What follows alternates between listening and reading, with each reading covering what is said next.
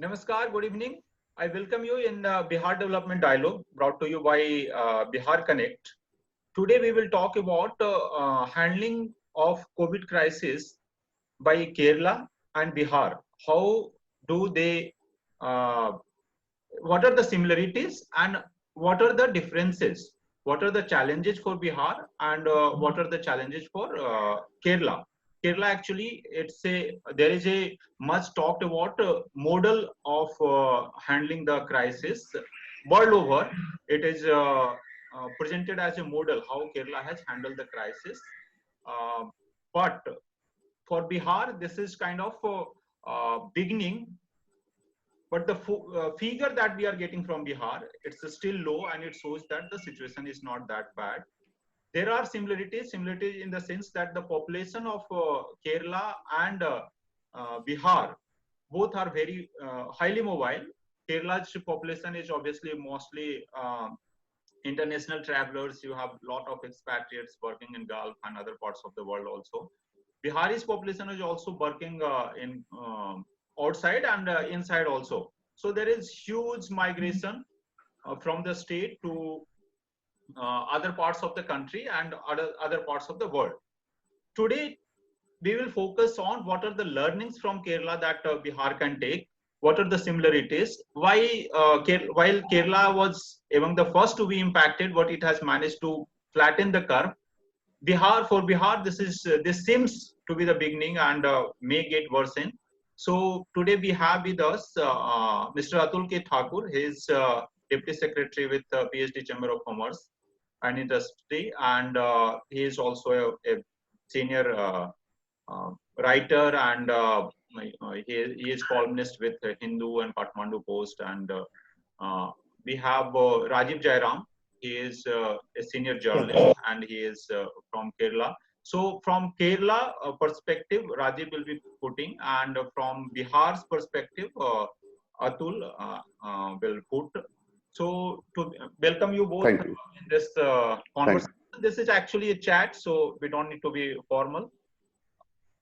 So again, I'll repeat that what are the learnings? Basically, it's a much talked about model. So actually, it's not the Bihar model, but obviously Kerala model. But we see that there is some success in handling the crisis, and world over it is being talked. So Rajiv, what do you see? How Kerala managed it? And first, tell me how it managed, and what would be the learning for it from Bihar for Bihar. Thank you, Ganadhar. Thank you for having me on the show. So I will start with a little backgrounder. See, the first COVID-19 case in India was reported in Kerala. This was the first case, the first case was reported on the very day the World Health Organization declared COVID-19 as the public health emergency of international concern. That happened on 30th January. So the first affected person was a medical student returning from Wuhan, which was the epicenter of COVID-19. Or that was the first time. That was the time actually nobody has even given much thought to COVID-19 and had the slightest idea that this will become a pandemic of global proportions. In Kerala, after the first case was reported, the number of cases rose steadily. Spread mostly by those just returned from abroad, and soon the state became a hotspot. However, I would say that doctors and epidemiologists tracking COVID-19 epidemic in India over the past 1 month have underscored that while the spread of the coronavirus has slowed down in multiple states, the greatest flattening of the curve occurred in Kerala. The example of Kerala has now become a worldwide, it has drawn worldwide headlines, as you are well aware. BBC has covered it, New York Times has covered it, Guardian has covered it. I mean, it's all over the global media. So the example, I would say, of Kerala illustrates how the preparedness and response, these are the two keywords, preparedness and response to COVID-19 can have greater impact on flattening the curve. In Kerala, extensive testing coupled with efforts to contain the virus through community mobilization and pre-existing robust healthcare facilities have helped uh, contain the virus spread and ensure that it has very low mortality uh, rate. You must remember that Kerala has spent more on health and education than most other Indian states. No wonder it has vastly, highly higher literacy rates and better healthcare indicators than rest of the country. So you must also remember that Kerala is one of the densely populated states in this country. It's the eighth most densely populated. So how did Kerala flatten the curve and contain the spread of the disease? I mean, it has lessons for the whole nation, I would say. So in the beginning, odds were steep against the state. In January, Kerala reported the first COVID-19 case. And as I said, the numbers rose steadily. But the Kerala government was very proactive. It didn't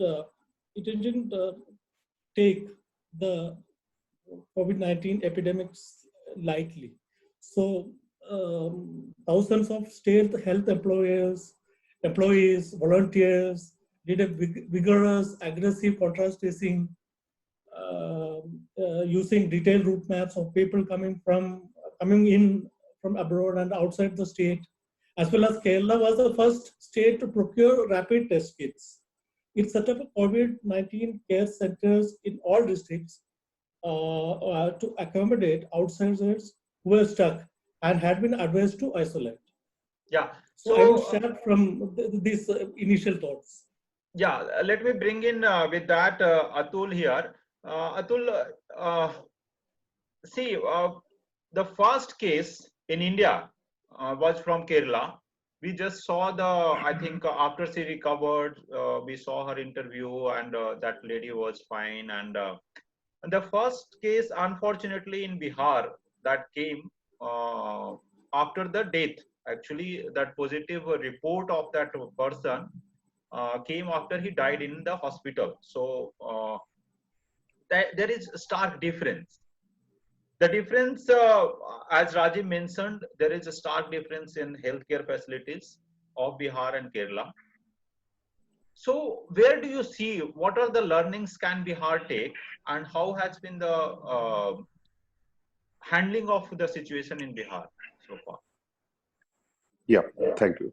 The case of Bihar, we have to see contradictions because unlike Kerala, the reckoning came very late in Bihar that exactly corona is a serious threat to the humanity and it's going to impact the state severely. So the first difference from Kerala is the government of Bihar could to know about its seriousness very late. That was the first difference. Second thing about the learning, Kerala government has done a fabulous job because see, they did not create capacity over a week or so because everything was on place there. Only the response system was proactive. So they made the difference. Now I think it's not time to learn because it's not going to be a replication of Kerala model in Bihar. But yes, something can be implemented on the ground, although it is late in Bihar. The first thing they should ensure that there will be no hit to livelihood options. First of all, a lot of migrants are stranded. Kerala government had done proactive intervention for migrants. So the Bihar government first of all should learn one thing, which can be still learned. If I have to correct my statement, which I've just given, to take care of the migrants. That's the most pressing problem Bihar has today. In today's Hindustan Times, Nitish Kumar had given an interview to Binod Sharma, where he had talked at length about the works being done by the state government. But everything is on paper. Nothing is trickling down. And it's not an easy situation where merely doing something is enough. This is pralaya. If you believe in Hindu mythology, this is not less than pralaya. So the after response has to be like that. You are dealing with a pralaya. You are not dealing with an easy disaster. It's not an easy or perennial disaster. It's a once in a lifetime thing. not even a lifetime thing. It's going to make a mark in history. So serious Yeah. tragedy. Yeah, so one big similarity between Kerala and Bihar is that both states have highly migrant population. Uh, Yes, right. Bihar's population, people from Bihar are national as well as international migrants.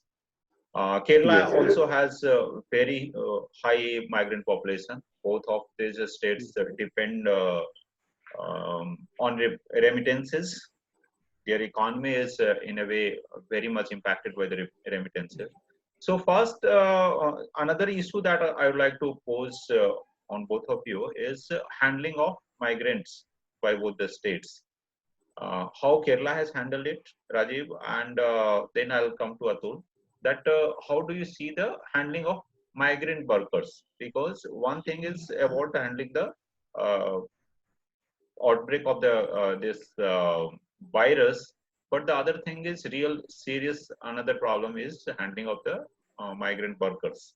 How you are handling that? So how do you see handling by Kerala government so far, Rajiv? See, migrants have been an issue of concern for all over India. But in Kerala, the expatriate population is very high compared to other states. Most of them are working in the personal states. But because of the just before the lockdown on 23rd March, India imposed a total ban on air transport from abroad. So because of that uh, ban on temporary ban on air transport, most of the migrants in Gulf states are stranded, and it's a total humanitarian disaster for many of the migrants. Because if you look at, if you examine the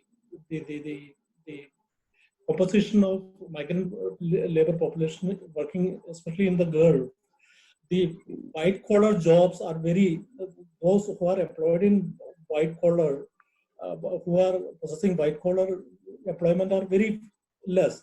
Most of them are blue collar, and they are the most vulnerable to this lockdown. So the state government is purportedly working with the central government to bring them back. I think only this can only happen after the second phase of the uh, lockdown ends on next week. So Only then there will be clarity.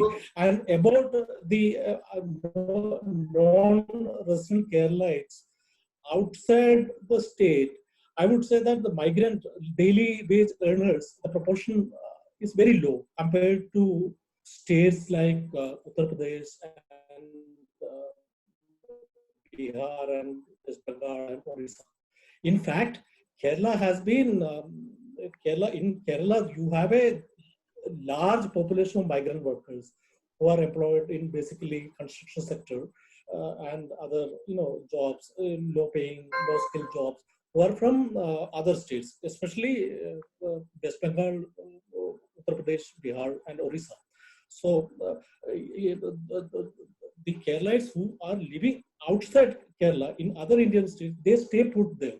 They stay put where they were staying.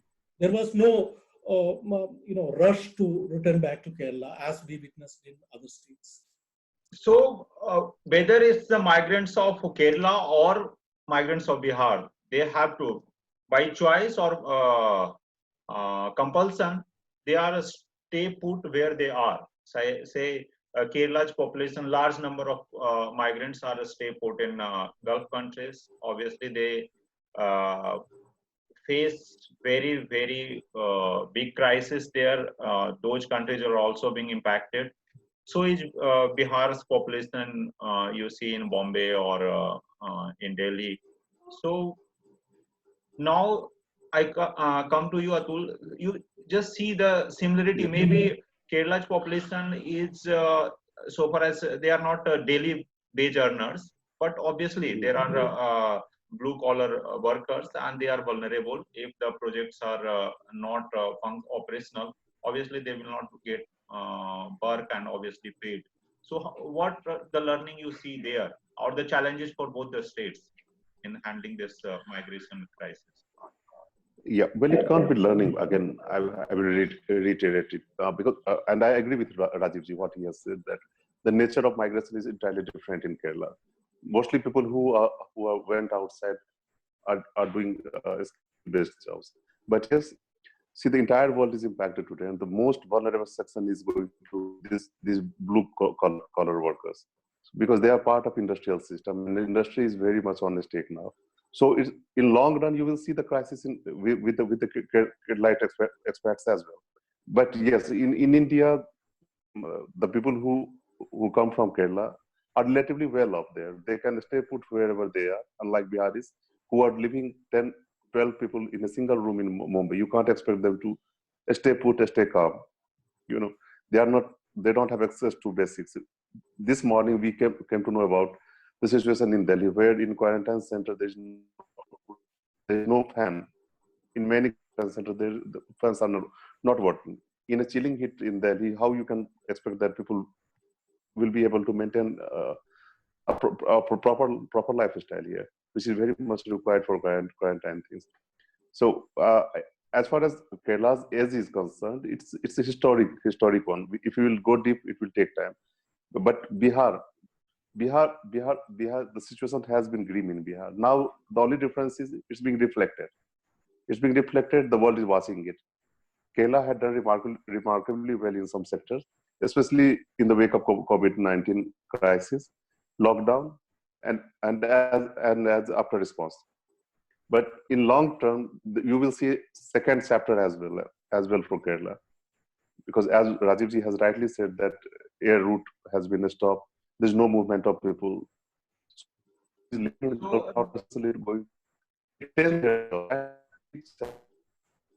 you are suggesting not that, only yeah.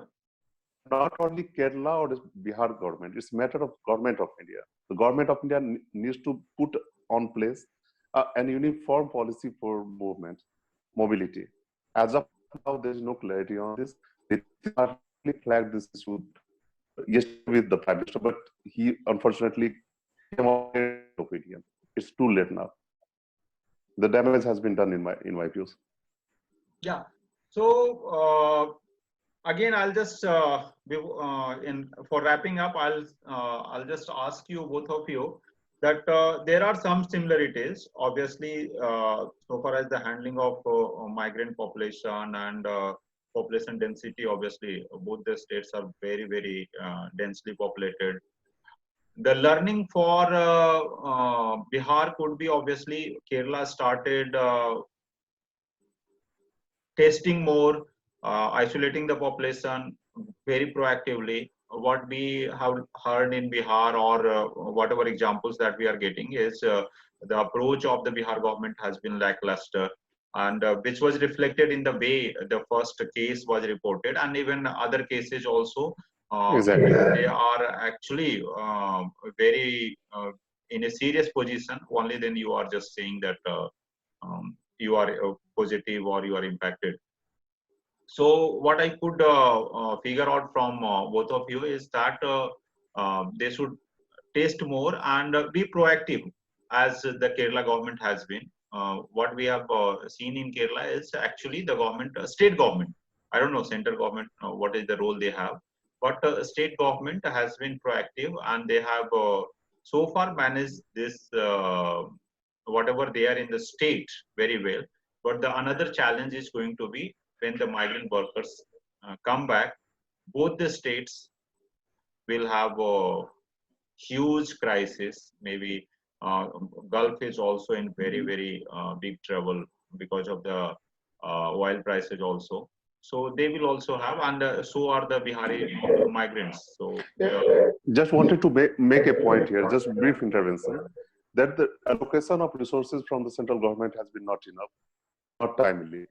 Even Kerala saying that we need resources, not only the compliments. That's the need of our hour. Really, we can't be complacent that we have done enough. India is still relatively better place than rest of the world, because see, it's not COVID-19 crisis, we are seeing a big challenge from lockdown. And lockdown is even impacted everything. People are losing hope. So there has to be clarity about the resource allocation, and there has to be put in place a very effective coordination. I don't know what Niti Aayog is doing right now, or Home Ministry, but this is serious challenge before the country today, because it's corporate federal should have worked in this hour. Your final Unfortunately, that thought, is not Rajiv? working. Yeah, Rajiv, your final thought Yes. on this? What are the learning for Bihar 1, 2, 3? See, I would say that Kerala has not achieved anything in a vacuum. That's the first thought. So I would say that the first and foremost learning that you should have, especially in a developing country like India, where you have mass, uh, you know, pockets of still poverty and hunger persist, is that the crisis once again highlights the need to have greater investment on human development.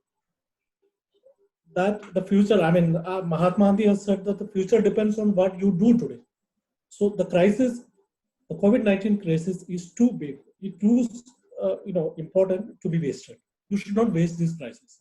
And you should, now this should come as a wake-up call for both central government and state governments to invest more on human development, in education, in healthcare facilities, in supporting livelihoods, everything that has a cascading effect on human development. That's the most important lesson COVID-19 can provide us going forward. Yeah. So on that note, we have you are saying that let's not gate this crisis waste. We have to utilize this as an opportunity, as a wake-up call to focus our attention on healthcare and I mean strengthening the healthcare facilities. As I initially told, that there is a stark difference in the healthcare system that we have in Kerala and Bihar. But I And think one the more biggest, point. yeah, And again, one more point. In 2018, the Nipah virus, Kerala was affected by Nipah virus. It was again a novel virus. But Kerala tackled it so well that the World Health Organization praised the state for achieving impressive health outcomes at modest incomes compared to rest of the states in India. So Kerala has consistently topped the country in overall health indicators, in overall health index, from low mortality rates to low fertility rate. So this is when it has the same, and in terms of hospital beds, in terms of hospital beds per 1,000 people, it also, I mean, Kerala also come on top. yeah. So So Atul, you see that this should be compared with the high literacy rates and robust grassroots local governments and healthcare facilities, it has helped enabled Kerala to overcome these challenges. So This Atul, is you the see learning from that Kerala. how this should be treated as an opportunity to upgrade your healthcare system. Actually, Bihar, you can say Yeah. that it's non-existent. So you have to actually build it. The Rajiv was giving the example of per doctor and healthcare hospital beds, etc. In Bihar, on all the counts, it's basic actually at the bottom. So this should be treated as an opportunity to build those things. What and this you are seeing coming. Yeah. See, yeah, it's always useful to work for SDI indicators, and Rajiv ji is very much right that Kerala has an is. If you will go through the texts of Amar Sen and Jandras, they have been writing about it in detail, and there is certainly historic reason. But overnight, as I have been saying, that it can't be done. In Bihar, in last 15 years have been very productive. I must tell you one thing. if you will look on the data, Bihar certainly not comes on number 1 or 2 spot, but it has come a long way in the last 15 years. So this is not the time we have to believe on the figures. First of all, this is time to act. Implementation is the key, and certainly a lot of positive things are going to happen. We need to learn much about the importance and significance of grassroots democracy, building up the SDI system robust in a state, and so many other things. But above all, we also have to remember one thing: Kerala has a political system which is odd thing in today's India, where left is ruling there, and it also had presented a model of left politics. So that's the brighter picture in India. We need to learn about it. That how people matter first, then the rest of other things. Bihar government can learn a lot from Kerala government in this regard. People come first. Yeah, thank you both of us for joining on this positive note that Bihar government can learn a lot, and we I hope that this crisis is being used as an opportunity to upgrade the healthcare system, and that will be long-term benefit for the humanity, and we will be better prepared to handle any such crisis in the future. Thank you both of you for joining. Thank you. Thank you again. Thank you. Thank you. Thank you. Thanks. Thank you. See you.